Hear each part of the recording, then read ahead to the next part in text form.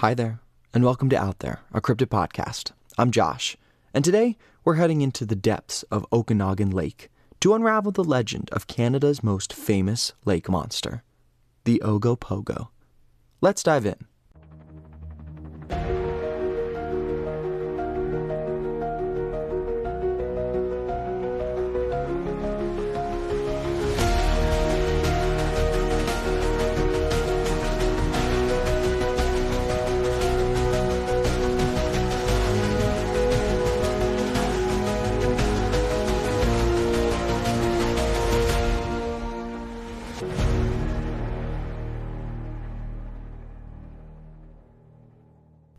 We'll get into the Ogopogo right after this.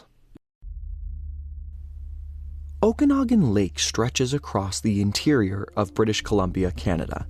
Its long, narrow shape was carved out by glaciers during the last ice age, leaving behind steep cliffs, hidden coves, and deep, cold waters. It's the kind of lake where you can easily imagine something vast lurking just beneath the surface.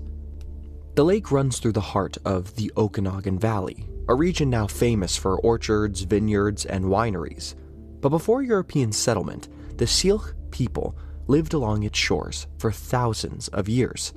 For them, the lake wasn't just a body of water. It was sacred and alive, tied to powerful spirits. But to understand Ogopogo, you first have to understand Okanagan Lake itself. It isn't just a backdrop to the legend, it's almost a character in its own right. The lake stretches about 84 miles through British Columbia's interior. At its deepest, the lake plunges over 750 feet, with steep drop-offs and wide stretches where the bottom remains a mystery, even to modern sonar. It's the kind of place where anything could be hiding just below the surface.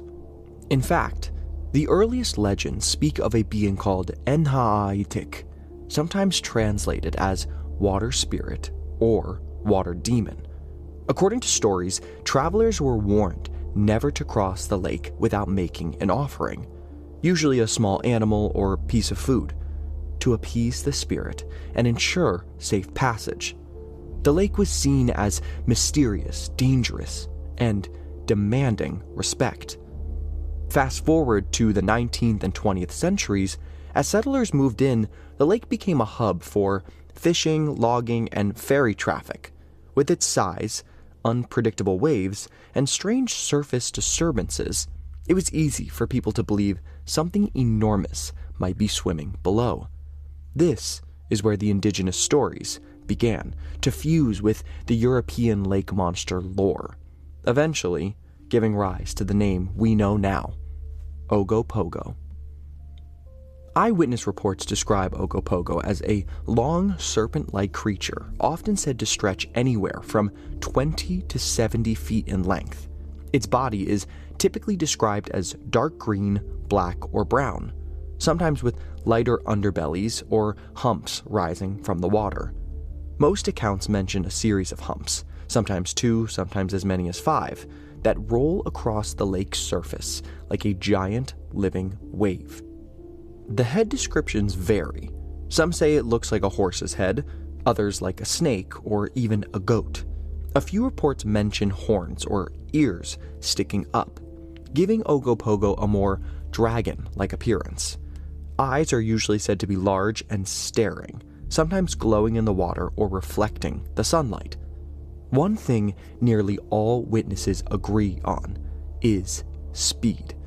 Ogopogo is often seen darting quickly across the lake or diving with sudden, powerful movements that leave large ripples in its wake. The name Ogopogo itself has an unusual origin. It didn't come from indigenous tradition, but from a 1920s British music hall song that was popular in Canada at the time. Locals half-jokingly began using the name to describe the mysterious lake creature, and it stuck. What began as a tongue-in-cheek reference soon became the official label, eventually overshadowing the Syilx name. That shift says a lot about how the story of the lake spirit was reshaped over the decades. from sacred figure to lighthearted monster to tourist mascot. What makes Ogopogo especially fascinating is that, unlike many lake monster legends, there are dozens of sightings with fairly consistent details. The image that emerges is one of a massive serpent creature that seems just real enough to make you wonder every time the surface of Okanagan Lake ripples. But we have to start at the very beginning of this creature. For the Syilx, Enha'a'itik wasn't just a monster, it was the living embodiment of the water itself, a force that demanded respect. Like we touched on before, travelers crossing the lake were expected to make offerings, often tobacco, sage, or sometimes a small animal, to ensure safe passage. This practice wasn't superstition, it was survival. Okanagan Lake is known for sudden storms, fierce currents, and hidden depths. The story of Enha'a'itik reminded people that anyone who ignored the power of the lake did so at their own peril. Descriptions of this creature in oral tradition often resembled the creature people still claim to see today, a long serpent body with multiple humps, sometimes said to have the head of a horse or a deer. In this way, the modern legend of Ogopogo is deeply rooted in much older stories, passed down through generations as both myth and warning. One of the most enduring tales is that of Chief Timbasket, who refused to offer respect to the lake spirit. As the story goes, he and his family set out across the water without making a sacrifice. Midway through, the lake rose against them. Their canoe was pulled under, and they were never seen again. The lesson was clear. Enha'a'itik could not be ignored. When European settlers arrived, they recorded these stories, but often reframed them through their own cultural lens. Some early accounts exaggerated the idea of human sacrifice, suggesting that the lake spirit demanded lives in tribute. Others stripped away the spiritual dimension altogether, describing Enha'a'itik as nothing more than a dangerous animal lurking in the depths. Over time, the transformation only grew stronger. The guardian spirit of the Syilx became the so-called monster of Okanagan Lake, sometimes to be hunted, photographed, and debated. Today, tourists pose with cartoon statues of Ogopogo, while the deeper cultural meaning, that the lake is alive, unpredictable, and worthy of respect, remains at the heart of the Syilx tradition. The earliest written account of a non-indigenous encounter comes from 1872, when Susan Louisa Moore Allison, one of the first settlers in the Okanagan Valley, saw something in the lake. It was a stormy afternoon, and she was watching the lake while waiting for her husband, when she noticed an enormous serpent figure swimming purposefully against the wind and waves. As the creature cut through the water, she estimated its length at about 70 feet. A sight so astounding. What makes this sighting even more wild is that another settler, Thomas Smitheram, saw the same thing from across the lake. Allison, who was trusted and well acquainted with the Syilx people and their stories, recognized the creature because it resembled the tales of Enha'a'itik. Allison's account stood for decades as one of the earliest written records of something unusual in the lake. For years after, reports of the lake creature came in sporadically, intriguing but easy for skeptics to dismiss as mistakes, exaggerations, or tall tales. That changed in the summer of 1926. Instead of one or two people catching a fleeting glimpse, an entire crowd witnessed Ogopogo together.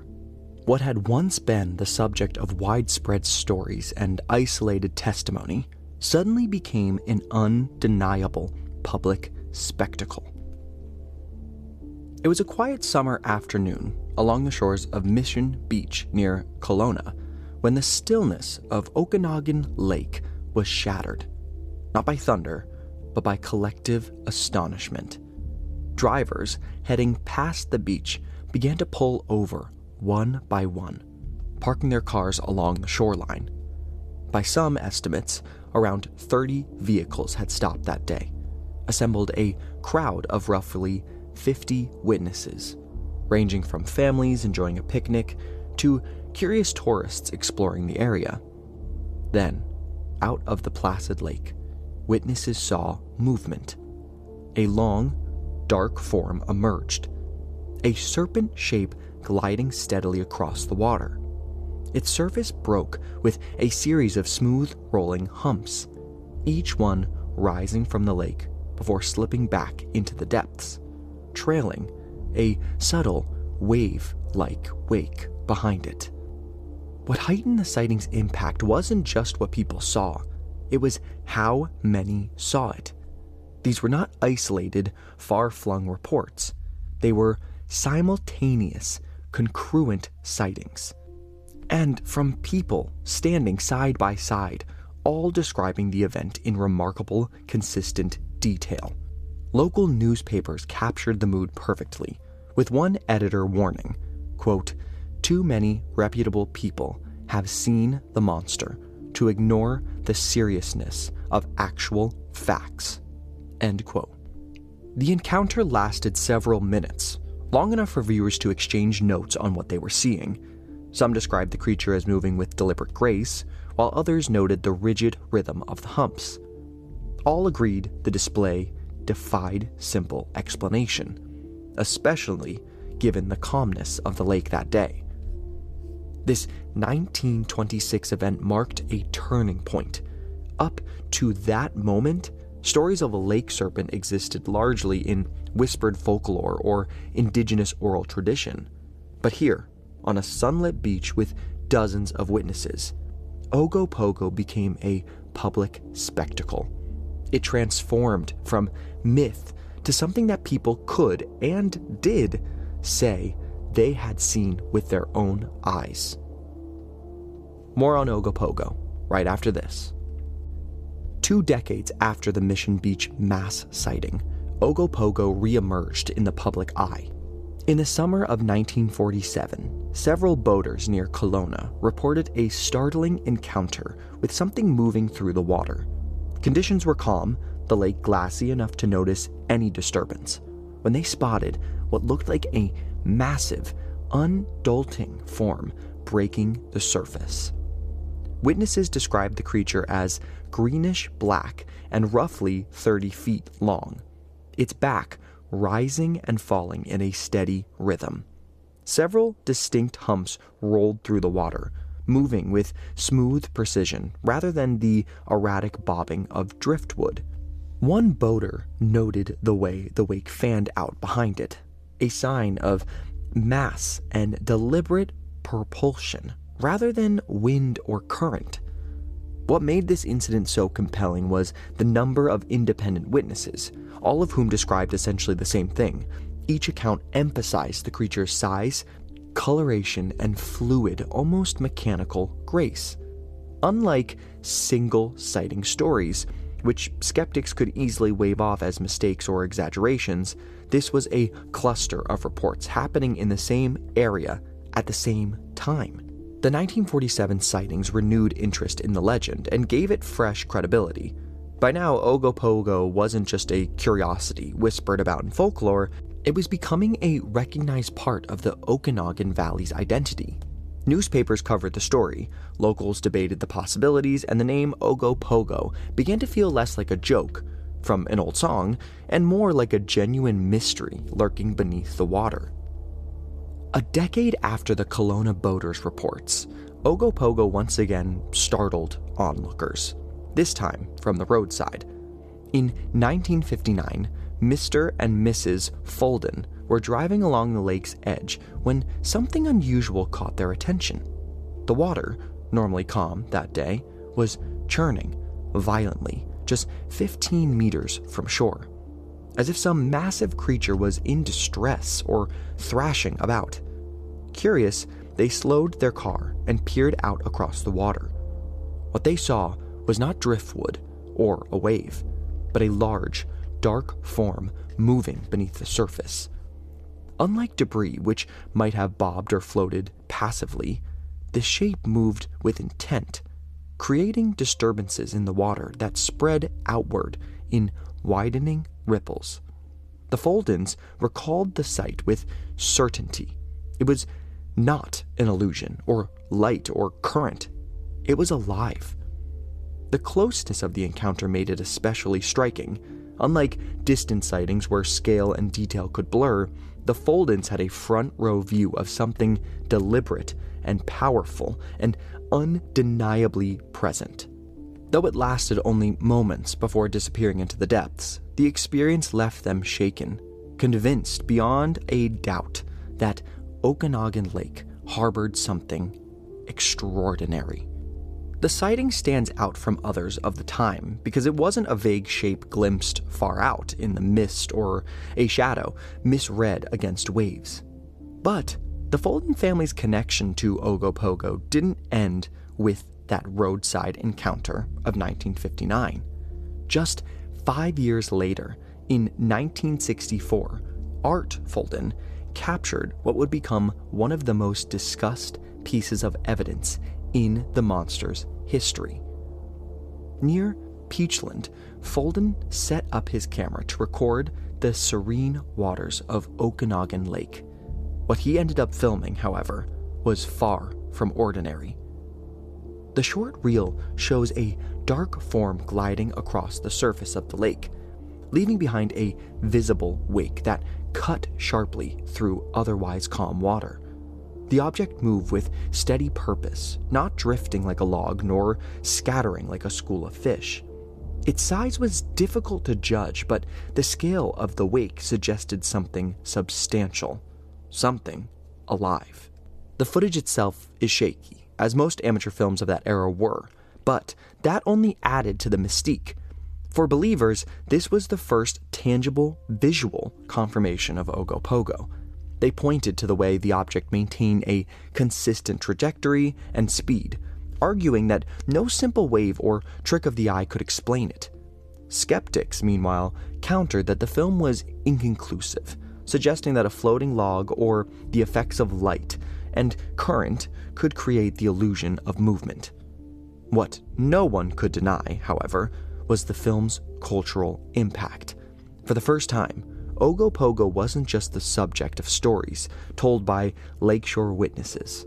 It was on film, viewable by anyone with access to a television screen or projector. The Folden footage brought Ogopogo out of the realm of whispered legend and into the living rooms of the public, fueling debates that continue to this day. In many ways, this moment marked the beginning of Ogopogo's modern identity, a creature not only of indigenous tradition and local folklore, but also of mass media and popular imagination. If the Folden film in 1964 lit the spark, then the summer of 1968 fanned Ogopogo's legend into a wildfire. That year, a series of independent films and photographs captured what appeared to be the creature gliding across the lake. One after another, witnesses produced home movies showing a serpent form breaking the surface in multiple humps. Unlike earlier single witness accounts, this was different. Some frames were grainy, others were clearer, but they carried a consistency that could not be ignored. A long, dark body cutting through the water, a line of humps rising and falling, then vanishing into the depths. For locals who had grown up with the stories, this was a thrilling validation. For outsiders, it was a revelation. The impact stretched far beyond British Columbia. Newspapers picked up the photographs, and magazines ran features on the mysterious lake monster. What had once been a regional curiosity was now an international headline. Tourists flocked to the Okanagan, hoping to glimpse the creature themselves, and the name Ogopogo became synonymous with both mystery and spectacle. For believers, this surge of imagery felt like a turning point, With so many cameras capturing similar scenes, how could it all be dismissed as logs or waves or imagination? Skeptics, of course, held their ground, suggesting the optical illusions, light reflections, or even swimming animals could explain the shapes.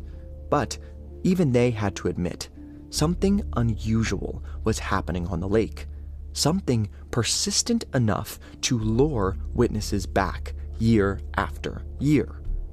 In the end, the summer of 1968 didn't just document Ogopogo, it transformed it into a global phenomenon, cementing its place alongside Loch Ness and other legendary watery creatures.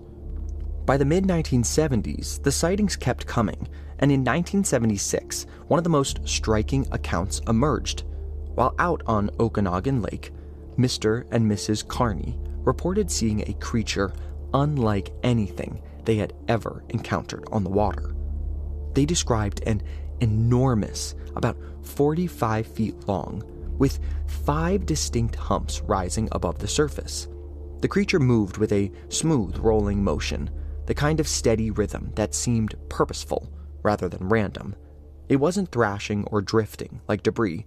It was gliding, cutting a path through the lake as if following some unseen course. The Carneys were experienced enough on the water to know what natural disturbances looked like, be it waves, logs, or swimming animals. This was different. Its scale alone set it apart. Even the largest sturgeon known in the lake couldn't account for what they saw. And about 5 humps aligned in a way that suggested a single massive body beneath the surface. For the Carneys, this wasn't a fleeting trick of the light or a story retold secondhand. It was a direct, unforgettable confirmation with something unexplainable.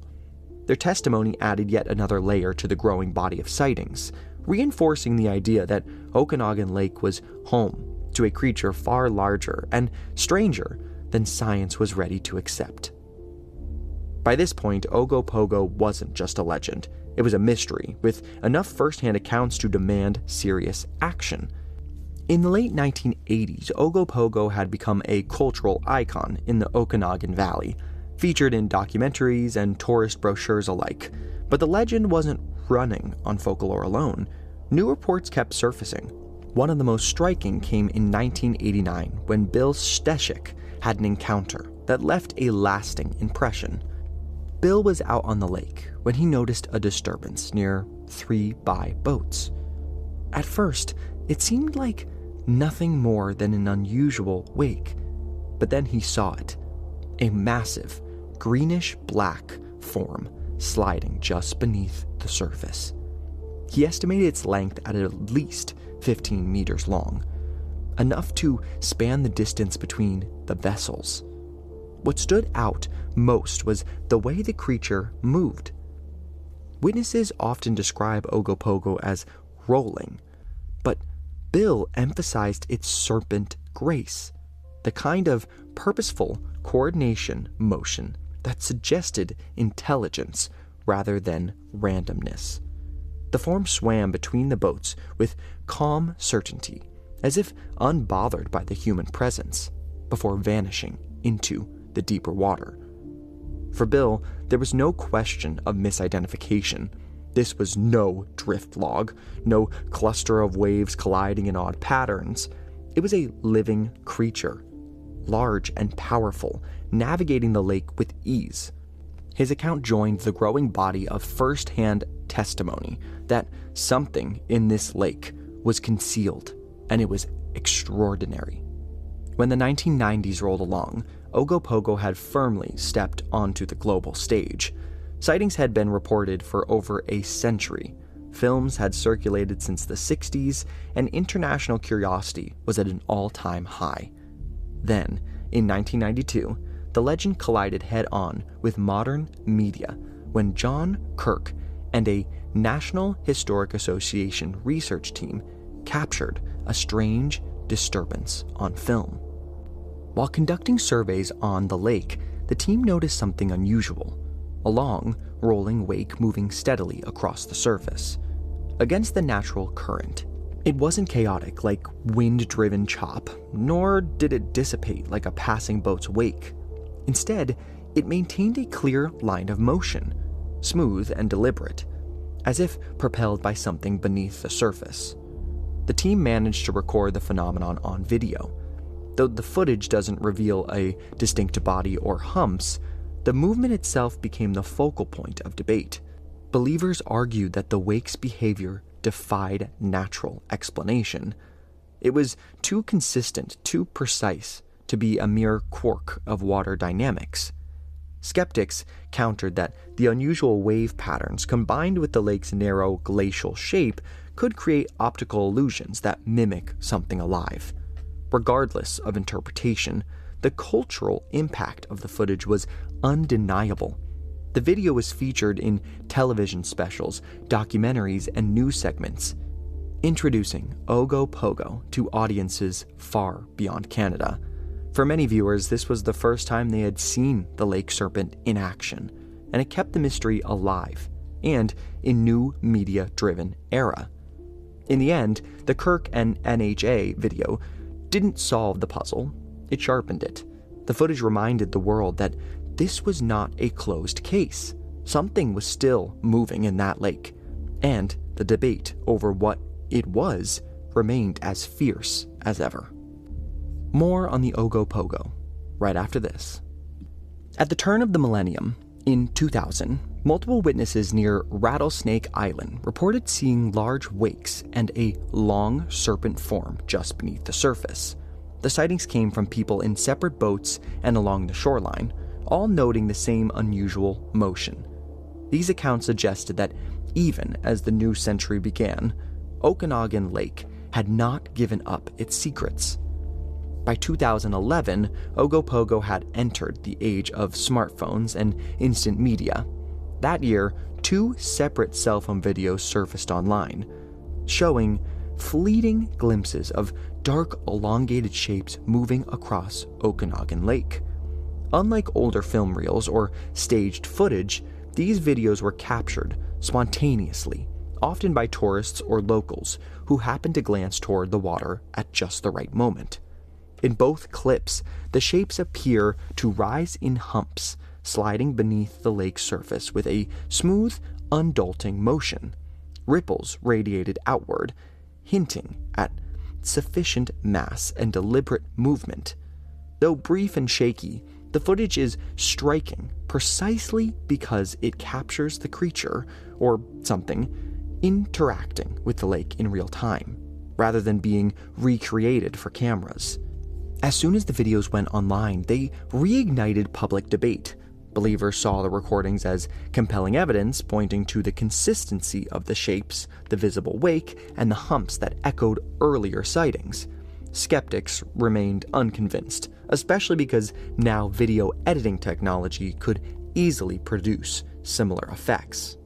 Regardless of the interpretation, though, the videos demonstrated that Ogopogo's legend had adapted to the modern era. Even with technology at everyone's fingertips, the lake continued to harbor mysteries, teasing observers with brief, tantalizing glimpses that could neither be fully explained nor ignored. Then, in 2018, near Vernon, BC, a video surfaced showing a dark, moving figure just below the water. The clip was brief, but enough to spark discussion online. Some insisted it was Ogopogo, citing its size and movement as consistency with earlier reports, while others pointed to natural explanations like logs or waves. Yet again, the lake reminded everyone that it harbored secrets, and that the legend of Ogopogo was far from fading. The most recent widely reported sighting came in October 2022, when a couple, Dale and Colleen Hancher, were out on the lake with their friend Marina. As they cruised along the familiar waters, something unusual caught their eye ahead. At first, Dale assumed it might be a hazard like a deadhead, so he slowed to get a closer look. But as they approached, the object didn't behave like ordinary debris. Intrigued, Dale circled the boat back while Colleen readied her camera.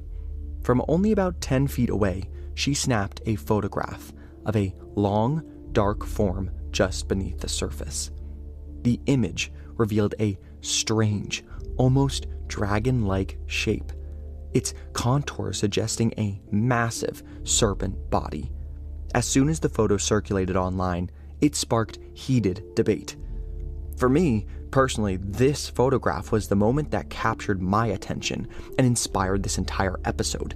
It wasn't just another sighting among dozens.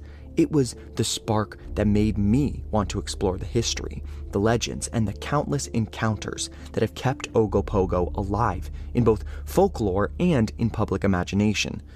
The 2022 sighting reminds us that Okanagan Lake continues to surprise, and that the mystery of Ogopogo is far from settled.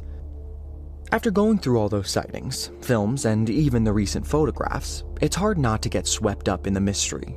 But let's pause for a second and ask the question, if people aren't seeing Ogopogo, then what are they seeing?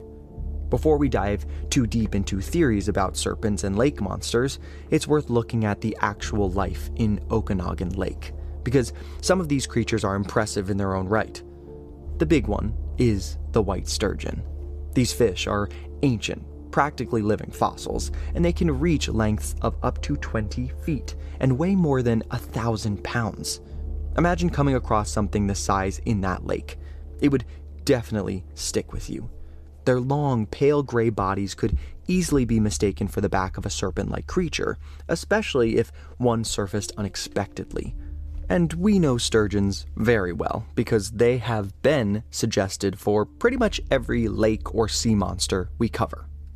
Then we have a couple smaller fish like rainbow trout, which can grow around 2 feet long, and salmon, when swimming in schools, could be mistaken for something unusual. And finally, common carp, dark brown, sometimes olive-colored, and up to 4 feet long. They move slowly and deliberately near the surface. From the wrong angle and in the wrong light, that could look like a hump breaking the water. But it's not just wildlife. Okanagan Lake itself has a shape that lends itself to illusion. Because it's long and narrow, winds can create unusual wave patterns and standing waves that look like humps rolling across the water. Logs, sometimes called deadheads, often float just below the surface, rising and sinking in a way that can mimic the movement of a living creature. Combine that with the sheer size of the lake, it rivals Scotland's Loch Ness in both length and depth, and you start to see why so many people might glimpse something extraordinary out on those waters. That's the thing. Okanagan Lake is beautiful, but it's also deceptive. Between massive fish, floating debris, strange wave activity, and the tricks of light on water, there are plenty of natural explanations for at least some of the sightings. But here's the catch. None of them fully explain everything. None of them really match the descriptions of a 40-foot serpent gliding gracefully through the water with multiple humps. And that tension between what we can explain and what we can't is exactly what keeps the legend alive. Of course, the explanations don't stop at fish, logs, and waves. The deeper you dig, the more theories pop up for what people might really be seeing, what they claim to spot Ogopogo as. One big one is mirages and light reflection. On hot summer days, Okanagan Lake shimmers with heat and glare. The air above the water bends light in strange ways, stretching and wrapping reflections. Something small and normal can suddenly appear much bigger, or farther away, than it actually is. To someone watching from the shore, that distortion could easily look like a massive shape sliding across the lake. Then, there's the possibility of groups of animals. A family of otters swimming in a line, each one ducking up and down in rhythm, can create the illusion of a long, multi-humped body. Beavers, too, move low in the water and leave surprisingly large wakes for their size. Even birds taking off in formation can create that rolling, serpent-like look that eyewitnesses often describe. Others have pointed to the Okanagan Valley's geological quirks. The region sits on fractured bedrock, and occasionally gas bubbles rise to the surface. When these disturbances break through, they can churn the water in sudden strange ways. From the surface, it might look like a creature thrashing beneath the waves. Combine that with the lake's sheer depth and unknowns, and it's hard not to imagine why people link the activity to something alive. And then there's human error, our perception itself.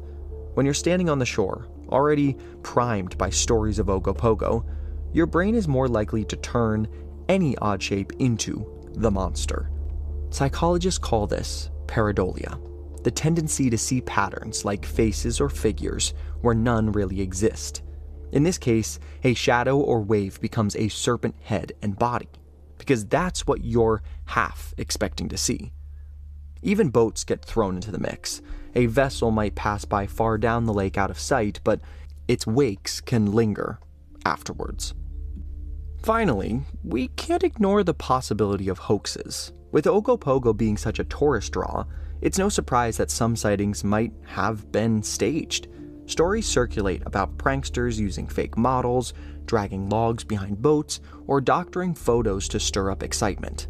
Not every sighting needs to be genuine when there's fame, or even money, to be had.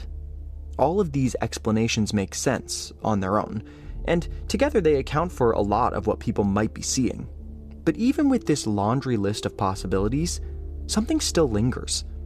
Eyewitnesses continue to insist that what they saw wasn't a log, a wave, or a school of otters. It was something else. And that gap between the natural and unexplained is where Ogopogo continues to thrive. Which brings us to one of the biggest and most exciting theories out there. What if Ogopogo isn't a trick of the light or a floating log at all? What if it's something ancient? Something that survived when everything else went extinct. For decades, people have suggested that Ogopogo might be a prehistoric survivor, a living dinosaur hidden away in the lake.